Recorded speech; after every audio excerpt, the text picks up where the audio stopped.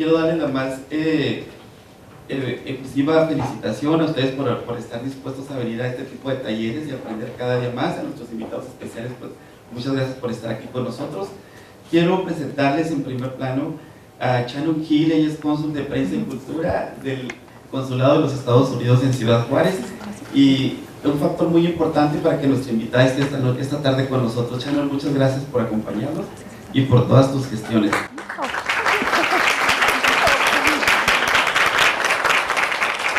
Y está también con nosotros, pues Claire Skid, que ha estado con nosotros en un intercambio desde el pasado mes de agosto, con una serie de capacitaciones para todos nuestros docentes del Centro de Lenguas. Claire, muchísimas gracias por estar con nosotros.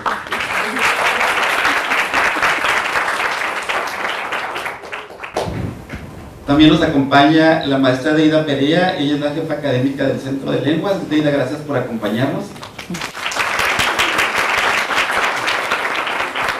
También la maestra Susan Rock, coordinadora del programa de la licenciatura de enseñanza del inglés, y muchos de sus estudiantes que están aquí con nosotros.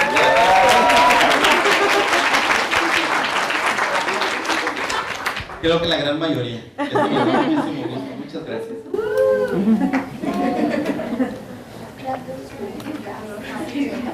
Y por supuesto, con nuestra ponente de esta tarde, maestra, muchísimas gracias por estar aquí con nosotros, Frances Westbrook. Ella viene de la Embajada de los Estados Unidos en la Ciudad de México. Gracias de verdad por tu tiempo y por acompañarnos, Frances. Sí. El título de la conferencia que nos va a compartir hoy es los beneficios del aprendizaje de una lengua extranjera, precisamente justamente a todo lo que ustedes se dedican. Entonces estoy seguro que nos va a dejar una gran enseñanza esta presentación, Frances. Bienvenida a Ciudad Juárez y muchas gracias. Gracias. Bueno, a mí me tocó hablar un poquito de quién es Frances. Frances está actualmente en la Ciudad de México, trabajando como oficial regional de la lengua inglesa. Ella ha estado en países como Rusia, Ucrania, Armenia, y antes de venir a México, ella vivió en Tailandia y en la República Checa. Ha desarrollado e implementado muchos talleres para entrenamiento de maestros y tiene una maestría en lingüística aplicada en la Universidad de Illinois. Así que le damos la más cordial bienvenida y muchas gracias por estar aquí. Gracias.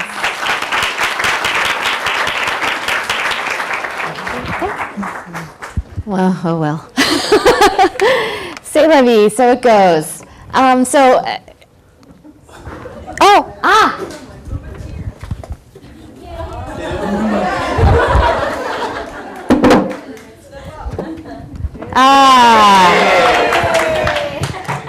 Much better. I just have to be sure not to fall off, because that would be very embarrassing.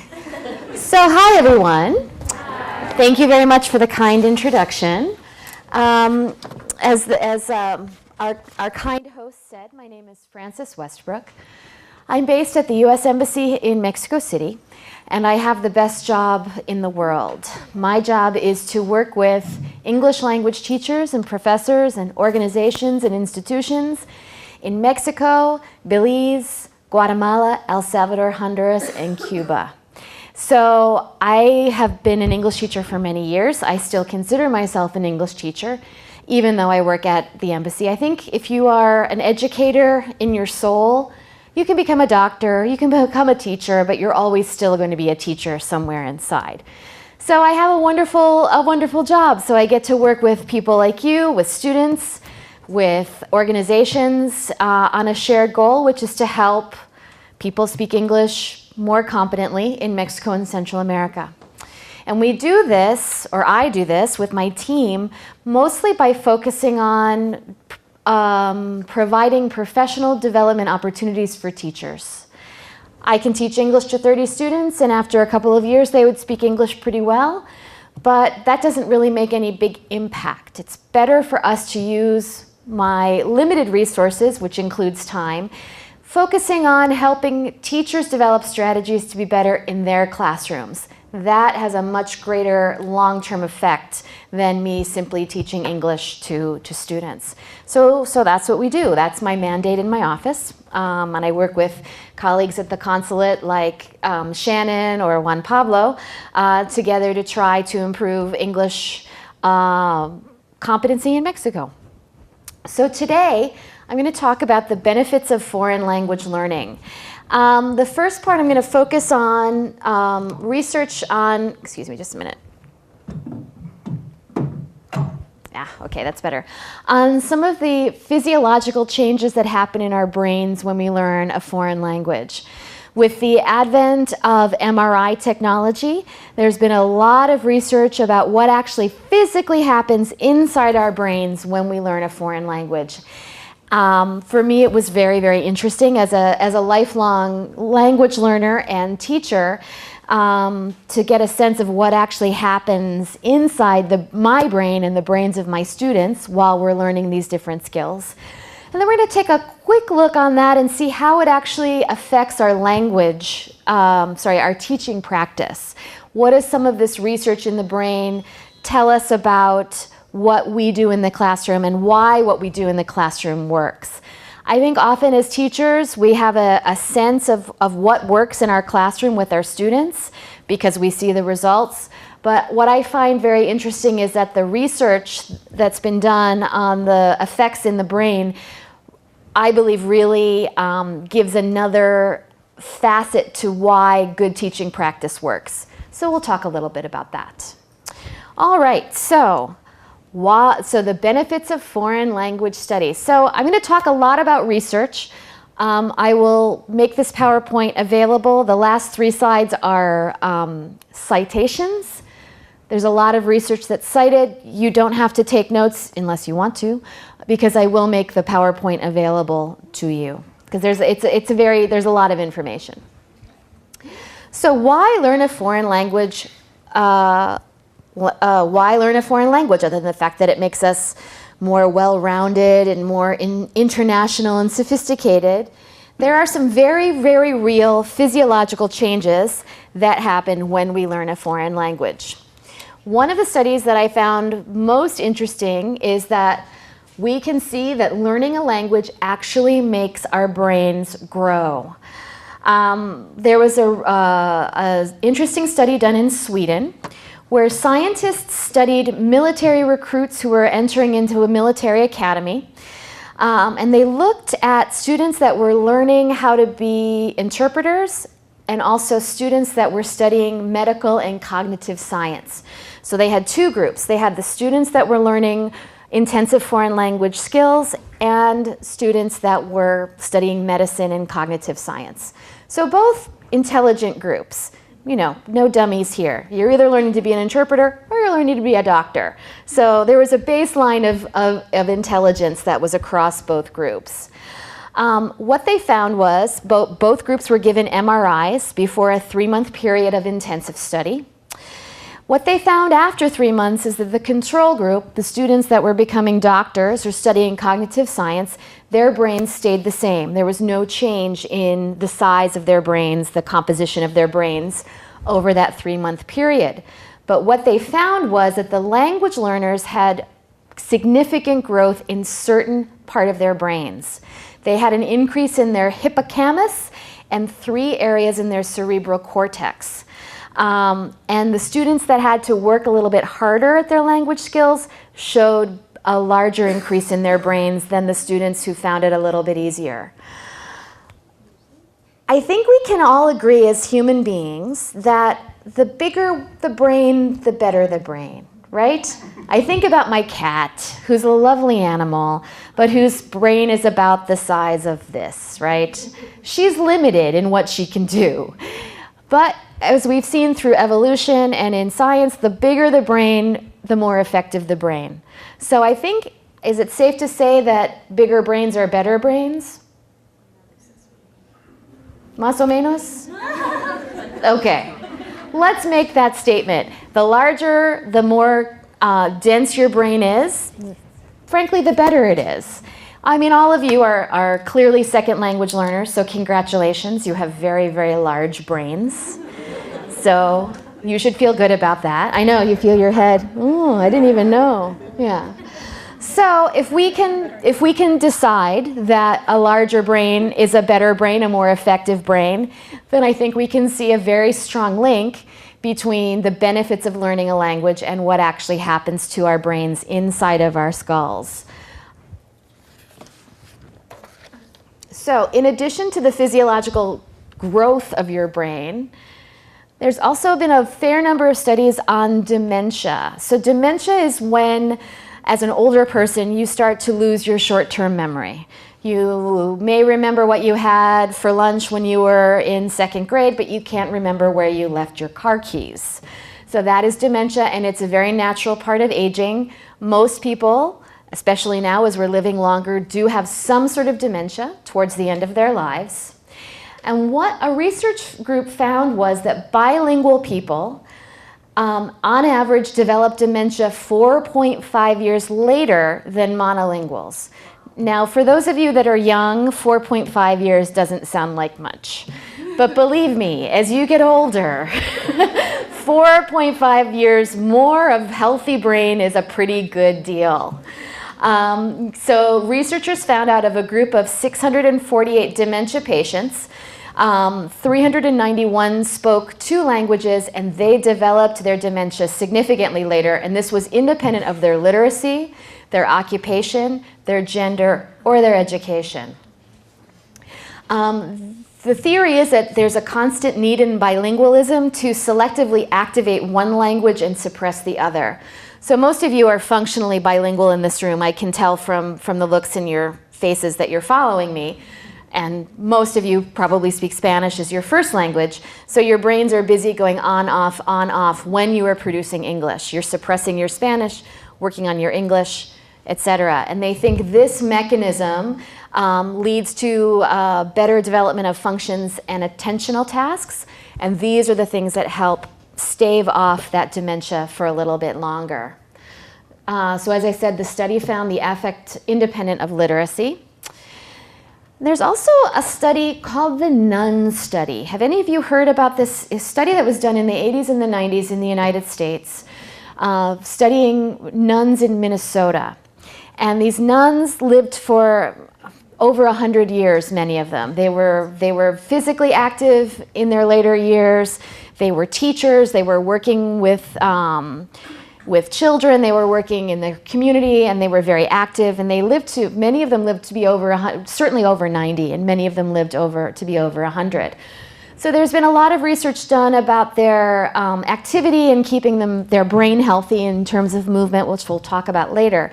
But there was also an aspect of the study that I found really interesting, and they were looking at nuns who kept journals. Most of them had kept journals. And the nuns that used more intricate language in English, in their native language, in the language, their mother tongue, the more complex language they used, the later they developed dementia.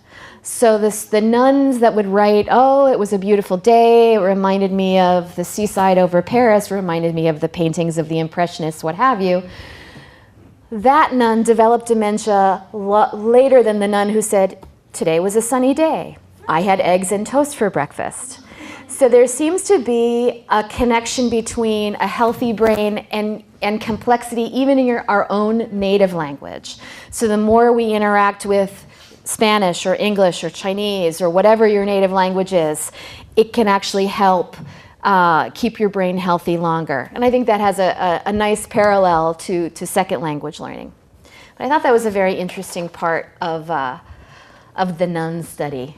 There's some great videos on YouTube with these nuns. I highly recommend you Google the nun study, and you'll get a lot of interesting information about these incredible women. There's also research that shows that learning a foreign language can boost our cognitive ability, so boost our ability to process information. There was a study in Canada that students who studied a foreign language showed advanced cognitive skills. Canada, as you know, is essentially a bilingual country, in some parts more than others. And a study looked at 67 students in 6th grade, so there were around 11. 25 of these students did not study French. The other 42 students studied French as a foreign language. One group studied it for 6.5 months. One studied it for 15.5 months, and the third group for 24.5 months. They found that the groups that received foreign language instruction scored higher on tasks involving evaluation. So if we think about Bloom's taxonomy, We all heard about Bloom's taxonomy, our ways of interacting with information. So evaluative skills are very high on the Bloom's taxonomy framework. So they found that the students that had studied a foreign language were much more successful with evaluative tasks than the students that had not, and that the longer that the students had studied, the better they did on these exams. So the more they studied, the better, the faster they were able to process information and really use those higher order thinking skills that we talk a lot about when we talk about including critical thinking, et cetera, in our classroom. There was also a study published in 1987 about students who studied foreign languages score better on the SATs. So the SATs are the scholastic aptitude tests that students in the United States take in order as part of their application process for university. The test is broken into essentially verbal and math, right? So verbal tends to be language, math is math. So this study looked at 23 high schools in the United States, and the students who had studied a foreign language studied considerably higher on their verbal score, regardless of their background. I know this is probably relatively self-evident in that, you know, the more we learn foreign languages, the richer our own vocabulary becomes. But it was a significant increase in the students that had studied a foreign language, scored significantly better on their verbal part. Even with students who had studied languages like Japanese or Russian, which have very few cognates. I think one could argue that if you're a Spanish speaker and an English speaker, you've got a very rich vocabulary because there's so much crossover. But as somebody who's learned to speak Russian, I guarantee you there are very few cognates in Russian, very few cognates in Asian languages. So independent of what the language the students were learning, they were more successful on this test, which does indicate not only that they were just learning different vocabulary, but there was actually something happening inside of their brain. So there are some interesting studies about language learning and memory. So there's a theory that language learning results in brain plasticity. So by that, our brains are remaining more flexible. Just like if you sit still for a long time and you get up, well, as you get older, students, this will happen to you. You feel a little creaky and, oh, my back hurts, I've been sitting for too long. Same thing happens with our brains. If we stop learning, our brains get stuck, they get creaky, they get, kind of like this.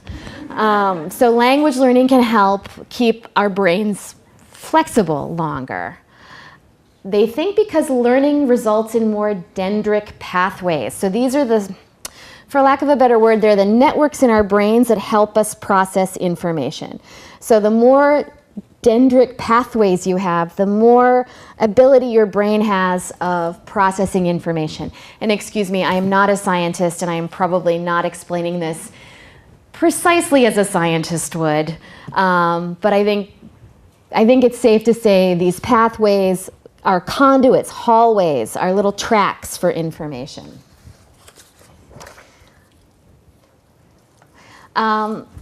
In addition to memory, which we'll talk about again in a little bit, so there is a link between bilingualism and memory skill. So there was an interesting study that was done in Sweden, focusing on Swedish and Swedish-Persian bilingual students. So students that lived in Sweden, spoke Persian at home, spoke Swedish in school. They were functionally bilingual students. And these students were able to recall information at a higher level than the Swedish monolingual students when they were tested in Swedish. So these were students who were speaking Persian at home, speaking Swedish at school. Their memory was better even when tested in Swedish than their Swedish monolingual students.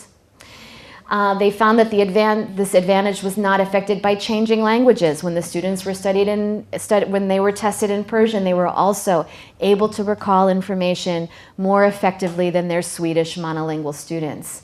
And they found that the positive effects of bilingualism was more pronounced for older students than younger. Again, going back to this idea of suppressing on-off switches in our brain, the longer you do it, the more dendritic pathways you have, the easier it is for you to retain memory. This is often referred to as the bilingual advantage. And again, cognitive skills, they've seen that babies that are exposed to speakers of more than one language not only develop language skills, more so than if they're actually listening to a recording, but they have cognitive flexibility. They are mental jugglers. So for those of you with children, of course, as we all know, as teachers, children can learn multiple languages very, very, very easily, and it continues to help them develop additional cognitive skills easily. I like the sense of mental jugglers, of we're always working with multiple languages and multiple information, and that babies learn multiple languages only from people. So babies that were exposed to their mother and father speaking one language and then recordings of a second language, that second language didn't stick. It was that actual personal interaction with somebody speaking that language. It wasn't just the hearing, it was the interaction as well. So for those of you with small children, you can raise bilingual babies. Be sure to speak to them in English and in Spanish, or Spanish and Portuguese, what have you. Don't just play records. Which is interesting because I've had some talks recently about the effect of cartoons in English as opposed to Spanish. I want to do some research and see if somebody's got to have done a PhD thesis on the benefits of cartoons in English. This research would tell me that it might not be as strong as people might think, but maybe that will be my next talk. So then what does this research tell us about teaching? And before we go any further, as I said before, I think all of us as teachers know what works with our students. We know that having your students interact in the language is effective. We know it's better than having students sit in a classroom and having us lecture at them. That interaction is an important part of language learning. Interaction with language in multiple ways is more effective than simply being a passive learner when the teacher stands up like I am doing and just pushes information to the students. The students must interact with the language, interact with each other, interact with the teacher in order to really develop competence in a language. So we all know this, and we know it because we've seen it in our classrooms. But what I think is interesting is there's also some interesting good research that backs up what we've already been doing in their classroom. So in addition to our own research, action research, I guess, in our classroom of what works, there's been some interesting stuff happening with what we can see in the brain that really does support all the good work we're doing in our classroom. So you should all feel very good right now because you're doing the right stuff and the research is going to show you why or how. So there's been a lot of talk about brain-based learning. I'm using that term very loosely. There is a whole school of thought about brain-based learning, which is its own school of thought. I'm just using this as a very general term to think about how we can build ideas about teaching based on current brain focused research. It's not necessarily one thing, although for a little while it has been sort of a little bit of a buzzword, as we say. So brain-based learning just basically says that learning is innately linked to the biological and chemical forces that control the human brain. So everything that happens in our learning is connected to our brain, which actually has some sort of physiological, chemical, electrical foundation. So then we think, what can research tell us about teaching? So brain-based learning, as you can see, it encourages educators to facilitate the brain making connections. So creating synaptic networks and based learning and contextual experience. So basically, again, we're talking about these dendritic pathways. We're developing these networks. And how can we strengthen these connections and pathways in our students' brains to support better learning outcomes? And there was a professor at the University of Illinois, she's moved on since then, Sarah Heilman, who has developed what she called brain-based strategies. and she uses the mnemonic brain-based. So B is brain's time lock, which is keeping rhythm by alternating spatial and verbal tasks. So asking your students to work with the language in terms of the actual language function, and also perhaps using spatial tasks to supplement that. So students moving, students using manipulatives, students not just interacting with their ears and their eyes, but perhaps physically as well. Repetition, so previewing and reviewing strategies. As we know, language learning of any sort is, I think of it as a spiral. We have to go back over things again to remind our students, and we have to build in schema to preview the information to help students be ready to take that information in. Just like when we talk about like a classic listening lesson, what are some pre-listening activities? So building schema to help preview the information, and then once you've introduced the information, making sure you take enough time to go back and review it. So active learning, so increase the blood flow to the brain through physical movement. Get your students up, get them stretched, get them. Some people do yoga in the classroom. I don't, but I think it could work. So especially for those kinetic learners, those learners that have an affinity for learning through movement, getting them up and moving, as much as possible. And again, I know that we all have limitations in our classroom. I will just say that. We can't do everything we want to do all the time. So of course, all of these are as your situation and context permits. I enrich the visual environment. Try to have lots of things for your students to see and think about in your classroom. When I was teaching 9 to 12-year-olds, we would have a word wall. So I would make word pictures and put them up on the walls as a way of, with pictures, not just the letters, to reinforce visually the language that we were learning in the classroom. It helped stimulate their brains. For people like me that are visual learners, it was a good way to reinforce the language that we were working on. So a rich visual environment can be very helpful. And then stimulate the brain with new approaches. So try different things in your classroom to your ability. Try a different form of assessment. Maybe try to have your students develop portfolios, for example. Have an oral exam, have students give a presentation instead of a traditional exam. Try different things in your classroom. Mix up your group work, mix up your pair work. Try to keep things fresh to your ability in your classroom. So stimulate the brain with new approaches. And then we have base. So be colorful. So maybe think about using color coding with some of the language that you're working on. If you develop a word wall, maybe your adjectives are red and your nouns are yellow and your verbs are green. Something to reinforce your students' retention of the language using color. Automatic learning. By this, Heilman means recognize the influence of nonverbal communication.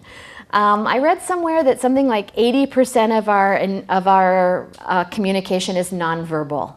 So recognize that in your classroom. Don't discount it. Remember that your way of physically holding your body, the way your students hold their bodies are important. S, social brain. So exploit opportunities for cooperative learning. That can be group work, that can be working on a task together. E is create opportunities for emotional engagement. So, and we'll talk about this in a little bit, but trying to keep in mind that we are all emotional human beings. Learning a foreign language can be inherently emotional. In different ways at different ages and different levels of language acquisition. And so create opportunities for positive emotional engagement, and remember that we will remember a positive experience more, well,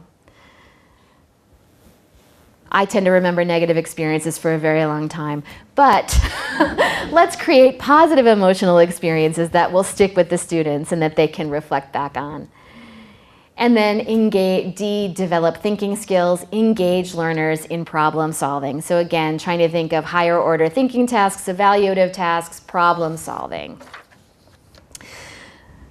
So if we think about looking at this brain-based idea of learning environment, how a learning environment can actually influence learners. And I thought this was an interesting study.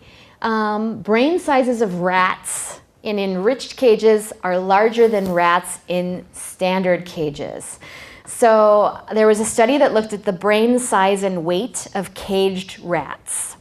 And the rats that had an enriched environment where they had toys they could play with and manipulatives and things to touch and interact with ended up having larger and heavier brains than rats that were simply in a very empty cage. And as they dissected the brains of the rats from both groups, they found that there were a lot more neural pathway connections. They were longer, more complex, and branched more in the rats that had an enriched cage environment.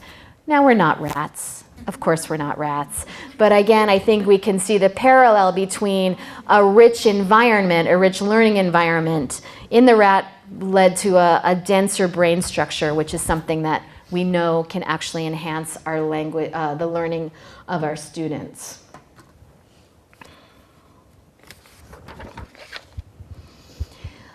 Memory enhancement. This is an important part of language learning. And short-term memory stores data for about 20 minutes. And I think all of us have probably had this experience. For example, when I was studying German in school, I would use a German-English dictionary. And when I came to a word that I didn't remember, I'd look it up in the German-English dictionary. And I would remember it, and I'd do whatever I needed to do for that exercise, and then I'd move on. And about 25 minutes later, I'd run into the same word, and I didn't know what that word meant, and I had to look it up again. Because that was only in my short-term memory. I didn't learn that word. I didn't interact with that word enough to actually move that information from my short-term memory to my long-term memory. So to move from, well, I think of my short-term memory here and my long-term memory here. It's probably not that way at all, but anyway. So from information to move from my short-term memory to my long-term memory, it needs to enter into the network of my brain. And we can do that in multiple ways. So activate prior knowledge, stimulating existing neural connections. So we already have these dendritic pathways. Let's build on that information that already exists by activating prior knowledge, building schema, using what the students already know to build on new information. And then different methods for interaction with information to strengthen those neural connections. So developing schema lays the groundwork for helping students recognize patterns and then make the required connection. And then the more alternate pathways to process connect data, the better it is to retrieve information. So interacting with information strengthens those connections in multiple ways. So instead of just having students memorize vocabulary lists, have them use that new vocabulary in a variety of tasks. Have them write sentences, write essays, have them play vocabulary games. Multiple ways of interacting with that similar information to really move it into those dendritic pathways to really acquire that information. And long-term memory increases when a student has a choice, both how to learn the material as well as how to demonstrate that knowledge. So allow students, to the best of your ability, working within your curriculum and your educational context, to choose the activities that they're able to do and projects when possible, as well as assessment methods. So maybe your student can choose to do an oral presentation to the class. They can put together a portfolio. They can opt for a more standard exam. Within the ability of your educational context, this can be very helpful. Experiential learning. So experiential learning is learning through some sort of an experience. In this case, so event memories tie emotionally or physically charged events. So I read an interesting example about a science teacher who was teaching in a high school, an American high school, and was teaching about gases and the diffusion of gases. And as the teacher was teaching this lesson, this person released a very bad smelling gas in the classroom. And it diffused through the oxygen. And so the students had this intense physical experience, because we'll talk about odor in a while, but it's a very visceral experience for us. So had this experience of smelling this gas while they were learning about the theory of gases diffusing, and they retained that information, and it was a very strong example for those students because they'd experienced this actual theory while it was actually happening.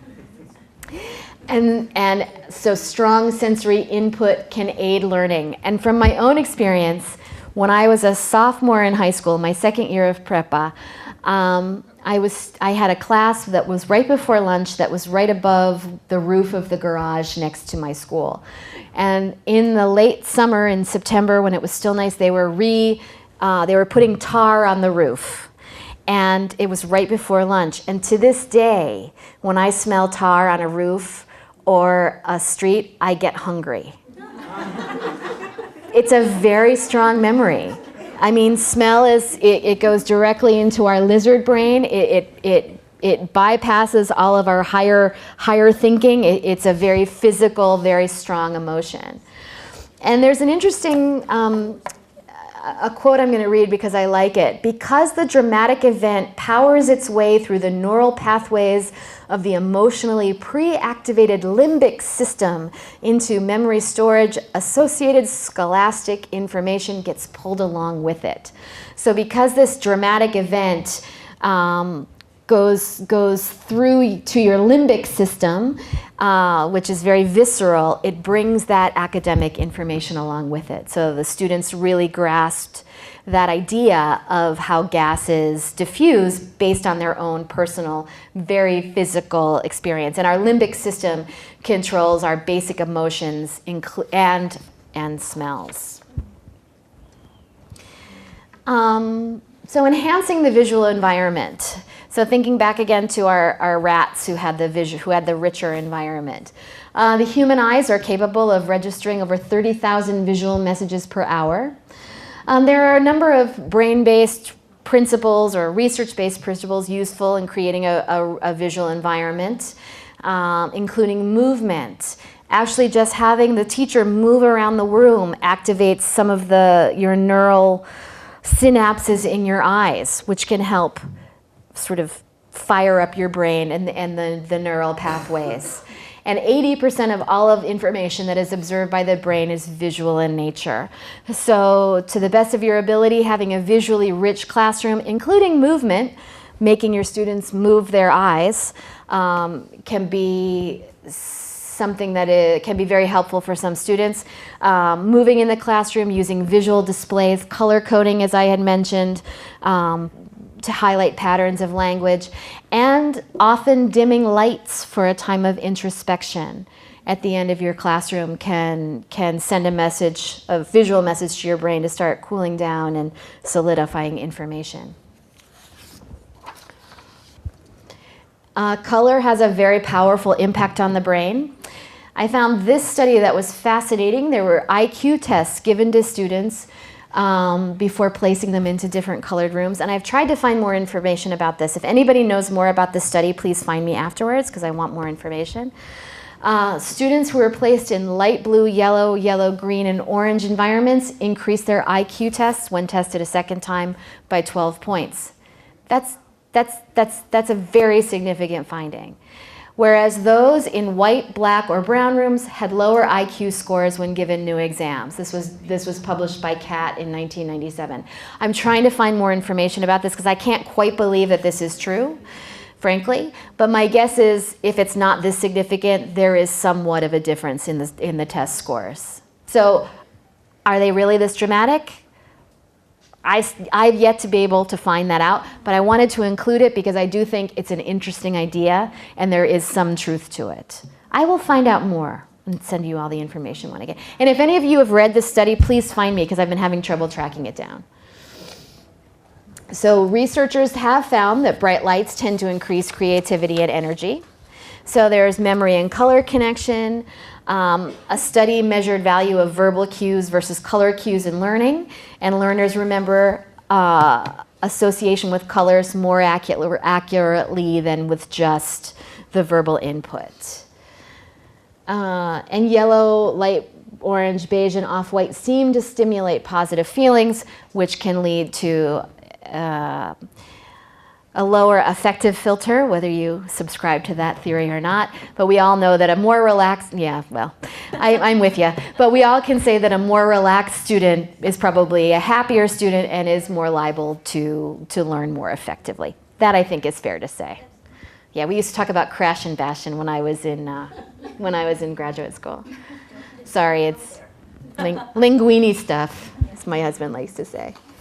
Light can also impact learning, and this is also very interesting. This was a study that was done in Canada, and the researcher, Henry, found significant, interesting results from the benefits of natural light as opposed to artificial light in schools. Now, again, this is something that most of us cannot control. But what they found was that students that were exposed to more natural light than artificial light, student attendance improved, tooth decay decreased, students grew faster, just like plants, and the scholastic performance improved. One study found that when they replaced fluorescent bulbs with full spectrum bulbs, so these are light bulbs that mimic the sun's rays. I actually have one in my windowless office for my plant, that when they replaced these traditional fluorescent bulbs with what are called full spectrum bulbs, absenteeism dropped. So there's to your ability to affect the light in your classroom. Many of us, it's rare that we can actually do that, but if you can, bring in plant lights, maybe you'll see an incredible increase in your students' height. And better oral hygiene is always something we want, right? Music in the classroom. So music appeals to our emotional elements of the brain. When I was teaching adolescents, every Friday was music day in my classroom. Every Friday afternoon we did a song. And we would we would do activities with the lyrics, with the imagery in the song, what have you. And for me, I loved doing it, and my students really liked it. It was something fun for them. It was something different. I would choose pop songs with appropriate lyrics and message. Every now and then I'd think, oh, this song would be great, and then no. But several studies do show a link between music and increased learning. And music affects affects our blood pressure, our pulse rate, the ability of our glands to function, all of these things that can affect physically, positive things that positively affect your brain, which can, of course, lead to better learning outcomes since everything is connected. Also, some of your students may find that singing in a foreign language can help them learn. When I was learning Russian and Spanish, I would sing my Russian presentations, so it helped me with the melody and the pronunciation and the accent of the language. And I would listen to Spanish songs to help cement the learning. I had a terrible problem with gente. I wanted to say el gente. And one of my teachers said, well, what about viva la gente? I was like, ah. So now I always remember that gente is la gente from that song. So it can really help. It helped me learn. I'm sure it can help your students. So music can arouse and prime the brain, so get the brain ready, can be a helpful tool. Words of songs are easily remembered, strong musical connection. And academic content through music is powerfully connected to the brain. So my experience of singing my presentations in Russian not only helped me nail the melody of the language, which is very different than English, but it really did help me absorb and acquire the vocabulary, that was very different than English. Sense of smell. Again, thinking back to that example of the gas in the chemistry room. Parts of the brain that process smell also process memory and emotion. There's some thought that using various scents in the classroom can be helpful. Peppermint and lemon is thought to energize. Vanilla and chamomile calms jitters. I read somewhere, and I'm going to London in February, so I'll let you know if it's true, that in the customs line or the passport control in Heathrow Airport, they diffuse a scent of pine because it helps people relax. It makes people less uncomfortable about having to go through what can be a stressful process of passport and customs and people in uniforms. Certain aromas are linked to increased performance and energy levels. Certain aromas can be used to reinforce memory, and certain aromas can be used to influence moods. So thinking about using peppermint or chamomile if your students are going to be taking an exam to try to calm them down. And the importance of movement. So we want to build our brains. We need to get oxygen to our brains. We get that oxygen to our brains through blood. And we get our blood moving we get our blood to the brain by moving. So you can see as it says, the primary motor cortex, basal ganglia, and cerebellum, which also coordinate physical movement, also coordinate the movement of thought. So basically, everything that has to do with movement in your physical body also has a direct correspondence to how you process information. And then movement such as stretching increases oxygen intake, getting more oxygen to the blood, which gets it to your brain. So when we think about strategies like TPR, total physical response, not only can that help us actually acquire information because some people learn that way, but anything that gets you moving gets that blood flowing. Stretching is good in your class. There's also been a fair number of research articles about yoga and language learning. Some teachers find it really effective to introduce yoga poses into their classrooms to help their students learn. Again, it may work for you, it may not, but it's something to think about and not to simply dismiss out of hand. So now we've talked a lot about the research, about the physical, what it happens to our brains, some of the strategies that we all use as good teachers, and how those positive strategies help our students learn based on your own experience, but also some of the research. We're going to talk sort of very briefly about sort of the fuzzier aspects of why to learn a foreign language. So learning a foreign language increases our cultural sensitivity. Culture and language I think they're impossible to separate, right? Our culture and our language are very, very much intertwined. I always say, like, my culture is like my skin. When I enter the classroom as a teacher or a student, my culture automatically follows me. So when I'm teaching English, I'm also imparting the culture in which I grew up, the culture of the United States. It's inherently part of my persona. When you're teaching English, when you're teaching as a foreign language, it's something you have to be a little bit more aware of. How do you introduce that cultural element to your students? Woo. Oh, there we go. There's a button here that says press. I must have pressed that by accident.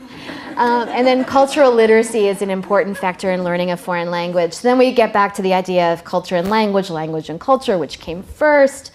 But we can really see in terms of cultural literacy, I was talking about a register, for example, and how in Spanish there's the difference between tú and usted. In Russian it's the difference between ty and vy. English, of course, we don't have that difference. It's a much, in terms of language structure, it's less hierarchical. And as a Spanish learner, that's something you have to be taught overtly. It's not going to come naturally to me when to use tú and when to use usted. So I tend to do what probably many Americans who learn Spanish at our Diplomatic Institute is I just use usted for everyone. Because I'd rather be overly formal than make a mistake and call someone to and be in a position where it's not as acceptable.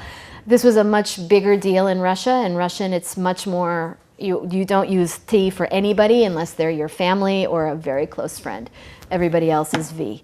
So I think I probably took some of that language learning experience and put it onto Spanish and tend to go more formal rather than more informal. But these are the sorts of things that, as a Spanish speaker, a Spanish learner, Russian learner, I had to be overtly taught. And then, of course, we think about why we learn English. This is probably nothing you guys don't already know. Increased economic opportunities. So, those that learn English earn from 10 to 20% more than their compatriots that don't speak English. But there are benefits in other countries and people that learn other languages as well. So, for example, in the European Union, okay, this study was done before June 2016. What they have found that in the European Union governing bodies, shall we say, the British, the UK citizens were 12% of the percentage, and yet less than 5 of them were actually civil servants in the European Union governing bodies because they just didn't have UK citizens that could fulfill the language requirement of speaking French or German. There was a bank based in Europe that said they almost never hire UK citizens because UK citizens just don't have the foreign language experience that they need. They really, like Americans, like many Americans, they only speak English. So it's not only people going to the United States or working with companies from the United States or who want to study in the United States, but this has an effect worldwide with English speakers who don't speak other languages. And then again, of course, as you all know, increased academic mobility. More than half the world's technical publications are in English. 80% of information stored digitally is in English. And a competent speaker of English has more opportunities to study outside of their own country, for example, in the United States. We would love to see more Mexican students study in the United States. The consulate has a number of initiatives to help facilitate working with the Fulbright Commission, for example. In this country, you've got the Proyecto 100,000. There's been a lot of emphasis placed on helping Mexican students study in the United States or outside of Mexico. So in summary, we have talked about the positive aspects of learning a foreign language. We looked at the research on learning and the brain supporting many aspects of what we as teachers consider to be good teaching practice. And what we think of good teaching practice is often supported by science. So thank you very much. Here's my contact information. You can take a picture of this slide if you want. You can contact me at Relo, Mexico at state.gov. We have a fabulous website called American English at state.gov, which has lots and lots of resources for English language teachers and learners, including downloadable books, audiobooks, board games for learning English, English Teaching Forum, which is a journal we publish 4 times a year. I highly recommend, if you've got a few minutes, go to americanenglish.state.gov and just see what's there, because there's an enormous amount of resources for teachers at every level, for primary, high school, university. There's something there for everyone, I can guarantee you. And of course, we have a Facebook page. We've got 2 Facebook pages. We've got OELP in Mexico, which is coordinated by one of my colleagues, one of my Mexican colleagues in the embassy in Mexico City. And we have our Facebook page for American English, which is updated several times a day by my colleagues who are in Washington, D.C. So that's my presentation. Thank you very much for your attendance. I will make this available somehow so you can receive it. The next 3 pages, as you'll see, are lots and lots of references. So if you want to go back and take a look at the actual research articles that I read to develop this presentation, they're all here. There's a lot of them. So questions, comments, concerns? I've gone a few minutes over 6, so I know many of you have to scoot. Well, thank you very much for your attention. I look forward to seeing you all. Or Gustavo looked like he was going for the mic. So, okay, thank you very much.